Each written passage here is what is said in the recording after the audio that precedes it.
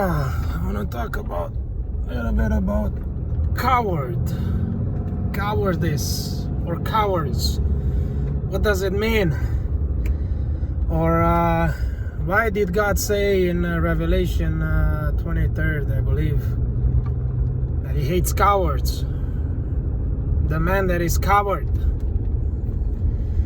If everything we do through Him. He gives us the power to do things. He gives us courage. He gives us the will. Yeah, He gives us the life. He gives us life. He maintains us every day. So if He gives us courage to do things, then why does He hate cowards? What does that mean? If He gives us courage, how can we be cowards?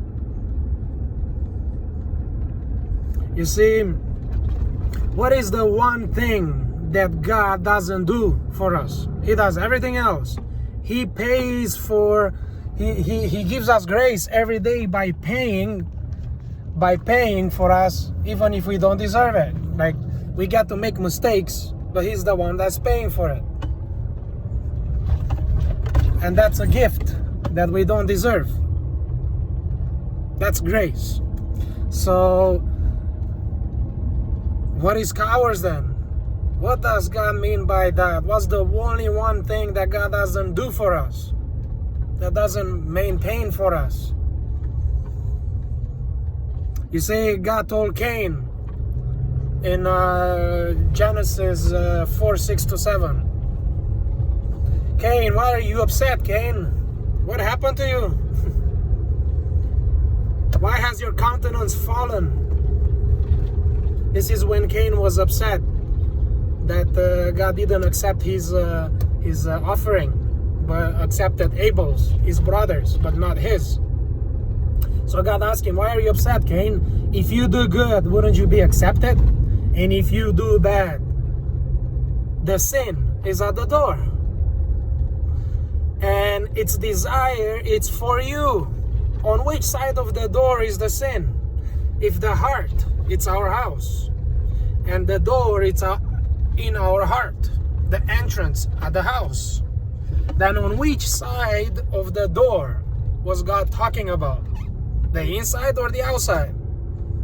Because sin dwells inside the heart. Christ said that everything that comes out of the house, out of the heart, is the problem. Right? So, if that's the case, then what is the only thing that God doesn't help us with? He cannot. He can't. Because that's how He created. That's His laws. He created us like Himself, in His image. So then, why He says that He hates cowards? Cowards to do something? What? To have courage to go to work? To have courage to beat somebody up? Or what kind of courage? I mean, what kind of coward is He talking about? If He gives us the courage. So, I believe that God hates the coward. That is a coward to look inside his heart and see exactly who he is. How wretched, how useless we are. So we can see our dependencies, because we were created to depend. We depend. It's impossible not to depend, but we want to be independent. Have democracy. Is that true? What does it mean, democracy? What does it mean to be dependent and independent? We cannot live without being dependent. We need air. Our lungs need air. I never made air. Have you? Did anyone create air? Yet we need it. We depend on it. Yeah? Our lungs needs to take it in. Right? So then, we depend or not, but yet we want to be independent. The only independency we can get is to hold our breath. That's it. See how long we can hold our breath for. That's independent. From being dependent to breathe air. Right? We depend on food. The only independence we can do is not to eat. See how long that lasts for. But we want to be independent. We were created to be dependent. And because we want to be independent, we want to be God. It's impossible. Impossible. Impossible. But yet we live this illusion that we're independent. That's all we strive for, to be independent and to have rights. We have rights, many rights we have. So, if we are cowards, not to look inside and see who really we are, because that's what we are, but then it's even more of a coward, if that even exists, that when you see the truth, you don't take it. You don't accept it. Because you have to accept. Your spirit has to accept something all the time. We cannot do anything without accepting it. Nothing. I have to accept to go to work before I even go to work. Before if I can go to work. I have to accept to drive before I can even drive a car. I have to accept to take a pill. Any kind of pill. I have to accept it before I can take it. Nobody can force anyone to do anything. Nobody. I have to accept a vaccine before I take it. Now, how do I accept it? You see, if people would know the truth and they would accept the truth, then they wouldn't be sick. But the problem is that we accept a lie as truth because we don't know how to filter. We don't know how to test to see if it's a lie or the truth. So then we accept a lie as truth, and then we get sick, and then we have accidents or whatever it is there that we name that is horrible for us. And that's the problem. We have no compass. We have no filters to be able to filter because we disconnected from God.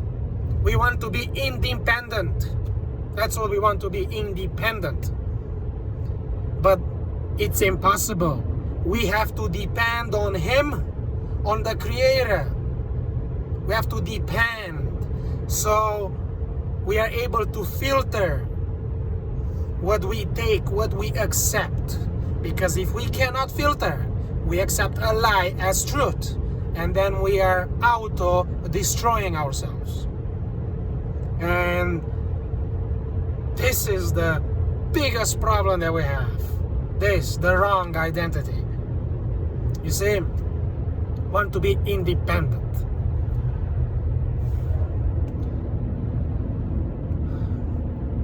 I pray that we're not cowards. Then we can look inside our hearts and see where the problem is. Because why did Christ come in this world? To do what? To run away from lepers and sick people and from money and from riches and from whores. I mean from prostitutes. Yeah. Did he run away from prostitutes? Did he run away from people that know, or people that don't know, or people that they know everything? Did he run away from all this cognitive behavior? No. He knew where the problem is. And that's why he came, to solve the problem.